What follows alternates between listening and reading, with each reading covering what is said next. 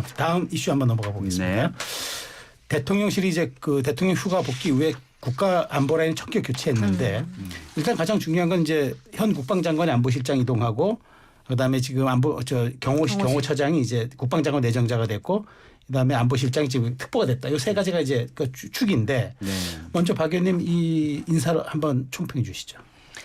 사실은 보통 이제 보수 정권에서의 인사의 경우에 특히 이제 안보 라인이나 이 외교 라인에 대한 인사는 굉장히 좀 신중함을 보인다. 또 신중함을 보여야 된다라고 얘기하는데 지금 보수 매체들도 다 지적하는 게 왜 이렇게 단기간에 자꾸 바꾸느냐. 그거 하나. 두 번째는 지금 미국 대선에서 엄청난 지금 변동성이 생겼는데 그러니까 바이든 대통령이 재선 도전 안 하겠다고 하면 굉장히 변동성이 생겼잖아요. 그래서 어떤 시기보다 외교적 역량이 필요한데 갑자기 비전문가로 또 라인을 교체하느냐.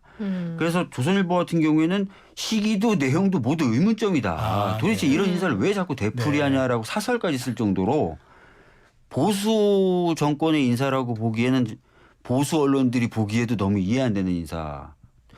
문제는 이런 게 계속 되풀이된다는 게 문제죠. 네. 우리 박 의원님은 그래도 국방 전문가신데 한번 김입니다. 네. 박 의원이 아니고. 김 의원이요. 네, 국방위원장도 하셨으니까. 예. 뭐 일종의 이제 회전문 인사인데요. 이건 뭐 역대 정부가 다 이런 인사를 하긴 했습니다만은 아주 회전문이 너무 빨리 돌아가서 지금 문제인데 그 한 사람 한 사람 뭐 예를 들면 이제 김용현 경호처장, 이제 국방장관 내정자, 또 신원식 장관 제가 다 겪어봤는데 능력 면에서 보면은 다 탁월한 분들이에요. 네. 다 탁월한 분들입니다. 군에 있을 때부터 수방사령관 했죠. 또 가장 요직이라고 할 수 있는 합참의 작전본부장을 했고. 그래서 제가 제 기준에서 봤을 때는 저분들이 어떻게 다 3스타 중장 예편을 했을까. 사성 장군이 될 만했는데 저는 개인적으로 그렇게 생각해요. 두 사람 다 수방사령관 합참 작전본부장을 다 거쳤고 두 분 다 이제 육사 한 개수 차이고. 그래서 누가 국방부 장관을 하든 이상할 건 없습니다. 능력이 돼요. 또 국가안보실장 할 만하고. 그런데 이제 문제는 왜 8개월 만에 이렇게 바꿨느냐 하는 점에 대해서 그렇지 않아도 이제 의혹이 없어도 의혹을 만들어내는 지금 판인데 이렇게 되면 이제 자꾸 의혹을 낳고 그다음에 이제 이런 그 특히 외교 라인 같은 경우에 국방도 마찬가지입니다. 우리는 동맹국이고 연합 방위 태세를 하고 있고 동맹 관계이기 때문에 특히 이제 미국이라는 나라하고 이분들이 그 카운터 파트가 다 있잖아요. 국방부 장관도 있고 거기에 이제 그 외교안보 보좌관도 있고 뭐 제이크 설리번이죠. 그런 경우에 카운터 파트가 이제 자주 바뀌면 좀 곤란하긴 합니다. 과거에 제가 미국 관료들 만나 보니까 한국 관료들이 너무 자주 바뀌어가지고 그 명함을 자기가 너무 많이 가지고 있다. 한국 관료들의 카운터 파트에. 그리고 이제 외교하고 안보는 이게 눈에 보이는 거 이상으로 그 물밑에서 그런 그 뭐라 그럴까 접촉을 많이 좀 해야 되고 하고 있어요. 신뢰가 쌓여야 되니까 그런 면에서는 좀 불리하다. 조금 안타까운 점은 있지만 뭐 능력은 되는 분들이에요. 뭐 기왕이 이루어진 인사라면 잘 해야 되겠죠 이제. 자, 오늘 또 일간지 일면 보도가 있었는데 김용현 장관 지명을 위해서 외교 안보 라인을 연쇄 교체했다라는 얘기입니다. 그러니까 김용현이 충암파, 그러니까 충암고등학교 출신 파라고 하는데 김용현의 충암파가 신원식의 국방파를 뭐 이겼다? 이렇게도 해석을 왜 웃으세요, 김 의원님? 충암파 뭐 이겼다 그러니까 이제 좀 웃기긴 한데 만약에 충암고고 선배고 선후배 관계이기 때문에 누가 선배세요? 신원식.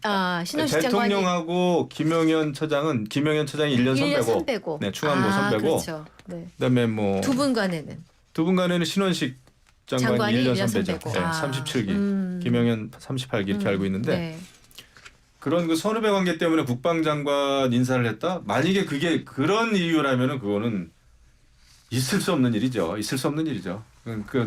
그게 사실이라면 저부터도 정말 뭐 가만히 있을 수밖에 없지만 안 되는 건데 네. 저는 그런 이유는 아니라고 볼 겁니다. 아니라고 봅니다. 박 네, 의원님은 박 의원님. 어떻게 보십니까? 저는 사실 뭐 중앙파가 이겼다 뭐 이런 게 중요한 게 아니라요. 재밌는 게 안보실의 차장은 그대로 있어요. 아, 네. 네, 네. 실장만 계속 바뀌어요. 네. 아하. 이게 무슨 얘기죠? 사실 김태호 차장이 실세라는 거죠. 그러니까 자꾸 이런 식으로 인사를 하면 안 돼요. 진짜로. 예. 그러니까 누군가는 좀 진짜 뭔가 변화를 꾀한다면 사실 뭐 김태호 차장이 바뀌든지 해야 되는 게 오히려 맞을 수도 있는 거죠.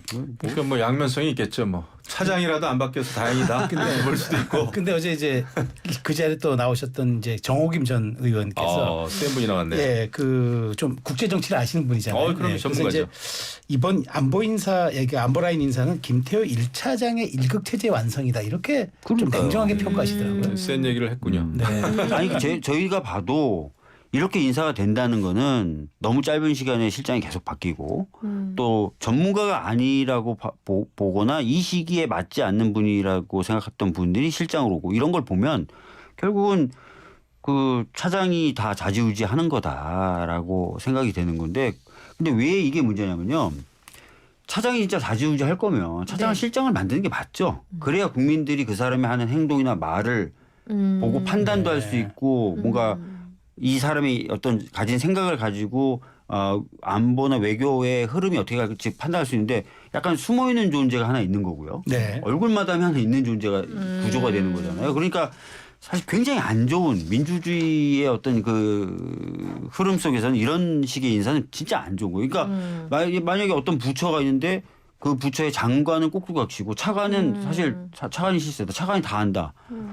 근데 우리는 계속 장관 얼굴을 보는 거잖아요. 네. 그 이러면 안 되는 거죠. 책임성하고 안 맞아요. 예. 박 의원님 말씀 차라리 그러면 김태호 실장이 진짜 차장이 이렇게 할 전면에 나서는 게 거면 맞다. 실장을 만들어 놓고 이 사람 책임질 건 책임지게 만들고 실수했으면 욕 먹게 만들고 해야죠. 그럼 왜 안 할까요? 그렇게? 너무 아끼나 보죠. 사랑하고. 아니 아끼면 승진시켜야죠. 옆에는 두고 싶고 상처는 안 입게 싶고. 여러 이제 소문이 많은데 그걸 우리가 뭐 다 얘기할 수는 없고 김태효 차장하고 이제 신원식 장관은 뭐 과거 또 MB 정부 때 같이 아마 천영 수석 밑에서 같이 일을 했었을 겁니다. 네. 그래서 이제 손발을 충분히 맞출 수는 있겠고요. 누가 실세다 아니다는 뭐 우리가 확실히 알 수 없기 때문에 네. 얘기하기는 좀 그렇고 일이나 잘했으면 좋겠어요. 어차피 회전문 인사 네. 돌려막기 네. 인사를 했으면 일을 일을 확실하게 잘했으면 하는 게 좋겠다. 제가 볼 때는요. 저도 요새 이제 뉴스를 많이 봅니다만은 너무나 중요한 격변기예요. 네. 정말 그 북러 관계, 우크라이나, 네. 러시아 새로운 지금 국면으로 또 접어들었습니다. 네. 또 이란이 지금 이스라엘 공격 초읽기에 들어갔어요. 예. 이런 상황이고 남북 관계도 좀 또 마찬가지고 네. 이런 상황에서 국가 외교 안보가 얼마나 중요한데 이걸 우리가 뭐 청문회 한다고 허송세월하고 누가 실세네 아니네 측근 인사네 네. 이럴 시간이 없는 거예요. 아니 근데 이 일을 제대로 하려면 간판하고 내용을 맞춰줘야죠. 기본이죠 그거는. 간판은 예를 들어 소고기집으로 걸어놓고 파는 거는 돼지고기 팔고 이러면은 뭐 이 음식점이 잘한다 못한다 판단도 제대로 못하는 거 아니에요. 그러니까 이런 식으로 자꾸 인사를 한다니까. 예를 들어서 어떤 부처 제가 지금 직접 말은 안 하겠지만 장관은 껍데기고 차관이 다 한다. 이런 식의 얘기가 나오는 부처 되게 많아요. 그러니까 그런 경우에는 우리가 장관을 불러서 따지든 장관에게 뭘 물어보든 과연 저게 지켜질까 저 말이 또는 뭐 저 사람이 얘기한 대로 정부 정책이 펼쳐질까 믿음 자체가 안 가는 거예요. 그리고 뭔가 실수가 터지고 그래도 아끼는 차관 대통령 아끼는 차관은 계속 가고 장관만 계속 바뀌고 이런 식으로 하니까 전반적으로 정부에 대한 정책 신뢰도가 낮은 거예요. 근데 이번만 그런가요? 옛날 정권들은 안 그랬나요? 과거에도 이제 회전문 인사는 많이 좀 있긴 있었어요. 네. 뭐 이렇게 실장했던 사람이 또 다른 데 가고 뭐 계속 그런 건 있었는데 하여튼 너무 아마 빠르다. 그 얘기는 계속 좀 하셨으니까. 빠른 거 네. 이번에는 좀 그거는 확실합니다. 이번 알겠습니다. 정권 들어서 안보실장이 지금 4번째예요. 네. 그래서 이런 거는 조금 비판을 피해 가긴 어려워요. 알겠습니다. 그만큼 일을 이제 잘해야 될 네. 겁니다.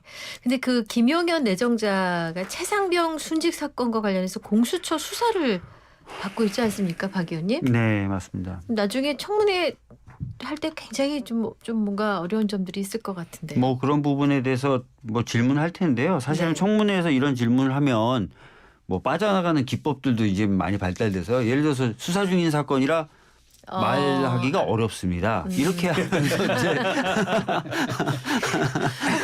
혹시 청문회 매뉴얼 같은 거 돌아다니나요? 아니 그건 그건 아니라요. 아니고요. 대부분의 이제 장관 후보자들 네. 이런 네. 분들은 뭐 이제 주로 쓰는 말이 오히려 수사 받으면 또 그걸 이유로 또 빠져나가는 피해갈 말들을 수 있고. 많이 하죠. 네. 자, 근데 이제 최근에 또 공수처 수사에서 좀 그 제가 이 말씀을 드리는 이유는 네. 뭐 이 정부 하에서만 있었던 일은 아니긴 하지만 참 이렇게 부적격하다라든지 문제 있다고 아무리 얘기해도 청문회만 버티면 이제 장관이 되고 또 특히 우리 대통령이 좀 고집이 세시잖아요. 그래서 청문회 그렇게 비껴나가고 장관 되고 이런 그림을 머릿속에 그리고 있을 거예요. 네. 근데 사실 뭐 청문회 무용론은 그건 뭐 어느 정부 때도 다 나온 그렇죠. 얘기니까 특별히 뭐 이 정부만 가지고 또 타박하기는 좀 그럴 것 같은데 어쨌든 지금 그 최상병 수사가 지금 공수처가 좀 약간 속도를 내고 있는 느낌입니다. 최근에 이제 공수처에서 이제 윤 대통령이 통신 기록 3개월치 그러니까 7월에서 9월까지를 제한해서 이번에 받아냈다, 확보했다 이런 보도가 나왔는데 좀 이례적이지 않습니까, 김 의원님? 이번에 그 영장이 발부됐다는 거예요. 네. 그래서 뭐 7월부터 9월까지인가? 그래서 이게 이제 수사를 뭐 열심히 하나보다라고 하는 그 인상은 줍니다. 네. 근데 저는 제가 이제 전 국방위원장으로서 좀 걱정은 됩니다. 솔직히 어떤 점이 걱정됐어요? 그 대통령의 개인폰 그 통화 기록 이런 게 이제 영장 발부에 의해서 이게 낱낱이 밝혀지고 하는 게 조금 우려되는 바는 있어요. 뭐 군 최고 통수권자로서 물론 어떤 사안에 대해서 수사 받을 상황이면 받아야 되겠지만은 이게 뭐 현행 무슨 뭐 어떤 심각한 그 현행범이거나 그런 경우가 아닌데도 불구하고 만약에 이렇게 된다면 그 다음에 지금 뭐 직권 남용 때문에 이제 주로 대통령이 그 지금 조사받는 거 아닙니까? 네. 직권 남용이 되는지 안 되는지도 지금 전혀 밝혀진 바는 없어요. 왜냐하면은 군 통수권자로서 충분히 그 내릴 만한 지시를 했다고 하더라도 그건 내릴 수 있는 거라는 또 분석을 많이 하기 때문에 그렇게 긴가민가한 사안에 대해서까지 대통령의 수사 통화 기록을 압수수색했다. 그 통화 기록을 조사한다. 저는 조금 굉장히 우려해요. 그런 면에서는 그 대통령의 그 어떤 통신이라고 하는 건 그만큼 또 무게가 있고 중요한데 국가 안보 차원에서 대통령을 무슨 뭐 보호한다는 차원이 아니라 국가 안보 차원에서라도 그래서 저는 그거 굉장히 좀 그렇습니다. 왜냐하면 만약에 그 기간에 물론 예를 들자면 뭐 다른 나라의 무슨 어떤 원수나 아니면 다른 나라의 어떤 중요한 사람들하고 통화를 할 수도 있는 문제고 그런 것까지 만약에 공수처가 알아야 되나?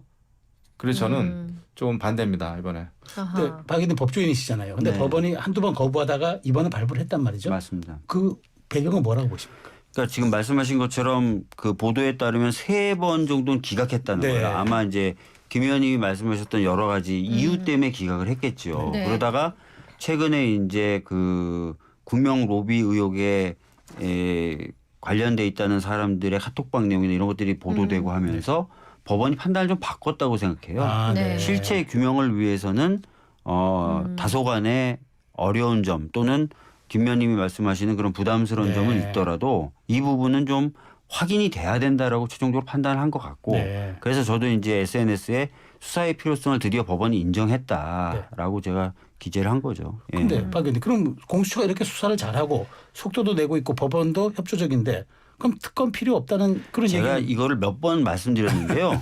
그러니까 공수처의 경우에는 전에도 말씀드렸던 것처럼 굉장히 규모가 작아서 지금도 뭐 언론 보도에 따라 좀 차이는 있지만 실질적으로 거의 1명 정도의 검사가 수사를 맡고 있다는 거예요. 그래서 뭐 포렌식부터 시작해서 관련자들에 대한 소환 조사 계속 늦어지고 있는 건 사실이고요. 두 번째는 공수처가 종합적으로 수사할 수 없어요. 그리고 수사가 끝나고 나면 기소 여부는 검사의 판단을 받아야 돼요. 그러니까 뭔가 전면적으로 포괄적으로 종합적으로 살펴볼 수 있는 구조가 아닙니다. 그래서 저희들이 계속 특검을 얘기하는 거고요. 법원조차도 대통령 아까 말씀하셨던 대로 여러 가지 어려운 점이 있지만 대통령의 통화 기록까지 확인해야 된다고 판단한 이상 그 대상이 되는 대통령이 자꾸 자기에 대한 뭔가 특검을 거부하는 거는 저는 옳지 않다고 봐요. 예. 그러면 이제 공수처를 정말 왜 이렇게 열심히 만드셨는지 공수처 이 사건은 그런 특수성이 얘기를 해야 되는 거 있어요. 아니에요? 이 사건은 그런 특수성이 있고요. 공수처는 사실은 검찰이라든지 또는 판사, 검사 판사 그리고 국회의원 같은 정치인들을 주로 이제 수사하도록 만들어 놓은 조직이에요. 기소권도 그래서 아시다시피 검사 판사의 범죄에 대해서만 기소권을 가지도록 설계해 놨잖아요. 이거는 그렇지는 않거든요. 이 사건은. 그렇게 부실한 뭐 기소권도 없고 근데 아무튼 공수처를 만드느라고 아니 너무 반대하셨잖아요. 많은 에너지를 그때 썼죠. 열심히 반대하셔가지고 작아진 거 아닙니까? 약해지고. 저는 그 공수처 이제 무용론인데요. 예. 지금 여든 야든 똑같이 그 한계가 있는 공수처라면 폐지하는 게 맞다. 네. 원래대로 돌아가자. 차라리 그게 낫지 않겠습니까? 알겠습니다. 자, 마지막 주제 좀 짧게 가보겠습니다. 김영석 독립기념관장 임명을 둘러싸고 이제 광복회와 야권의 비판도 계속되고 있고요. 유례없는 광복절 반쪽짜리가 나오지 않냐 걱정들이 많습니다. 두 분 의견 여쭙겠습니다. 네, 박 의원님. 사실은 이제 이 독립기념관장 자격 요건에 대한 법률 규정이 있더라고요. 네. 사실 거기에도 좀 못 미치는 분 또는 그 요건을 충족하지 못하는 분이시고 이분이 하고 계시는 말씀이나 하셨던 말씀이 사실은 헌법 전문에 수록되어 있는 그런 우리 독립과정이란 이런 부분하고 맞지 않아요. 본인이 뭐 류라이트냐 아니냐 네. 상관없이요. 네. 근데 그런 생각을 갖고 계신 분이 이런 역할을 맡는다는 것 자체가 맞지 않고 거기서 지금 많은 논란이 촉발되고 있으니까 대통령의 경우에 자기 고집을 피우지 말고 이럴 경우에 그런 국민적인 정서라든지 또는 관련된 단체의 의견을 들어주는 것도 필요하죠. 왜 이렇게 고집을 피우시는지 모르겠어요. 저는 오히려 이종찬 그 광복회 회장이 고집을 피운다고 생각하고요. 네. 깜짝 놀랐습니다. 오늘 뭐 언론에도 나왔습니다만은 저도 찾아봤어요. 광복회 그 홈페이지에 들어가면 네. 뉴라이트를 판별할 수 있는 9가지 예. 딱 그게 써 있어요. 예. 그 첫 문장이 이승만을 건국 대통령이라고 하는 자나 단체. 어머. 그래서 그게 제가 무슨 굉장히 말이야? 놀랐습니다. 아니 이승만 대통령 누가 봐도 대한민국 초대 대통령이고 건국 대통령이죠. 네. 네. 건국 대통령이라고 하면 뉴라이트. 그러면은 친일파다 이거예요. 어머 이건 아니죠. 그게 첫 문장이에요. 그래서 과연 지금 광복회 지난번에 김원웅 광복회장도 굉장히 광복회를 통해서 좀 이상한 방향으로 끌고 갔는데 이종찬 그 회장도 이 정도 되면 제가 볼 때 그다음에 굉장히 이제 야당은 그렇다고 쳐도 야당하고 지금 계속 공조하면서 윤석열 정권을 친일 정권, 친일 또 밀정이 용산에 있다. 네. 이런 얘기까지 한단 말이에요. 네. 이해할 수 없는 전 행위라고 생각합니다. 그래서 이종찬 광복회장이 오히려 제가 봤을 때 너무 비이성적이다. 그다음에 토론을 하자 그래도 토론할 필요 없다 그러고 토론 안 하겠다 그러고 그다음에 대한민국 국민들의 어떤 단합과 통합을 위해서 너무나 중요한 그 경축일이죠. 광복절. 네. 거기에 참석 안 하겠다 그러는데 저는 그게 더 이해할 수가 없어요. 그 본인이 추천한 독립기념관장이 안 돼서 지금 뭐 그런 얘기도 거다라는 있습니다. 얘기도 있었는데 그런 얘기도 있고 그래서 예. 이거는 마치 보수가 이제 그 과거에 색깔론 종북 좌파 종북주의자 이런 거 들고 나온 때도 있었잖아요. 근데 이거는 오히려 광복회가 오히려 역사적인 그 딱지 붙이기 친일 딱지 프레임 네. 그걸 오히려 조장하는 것 같아요. 제가 볼 때는 굉장히 이성적이지 않습니다. 사실 오래된 논쟁인데요. 광복절이냐 건국절이냐. 네.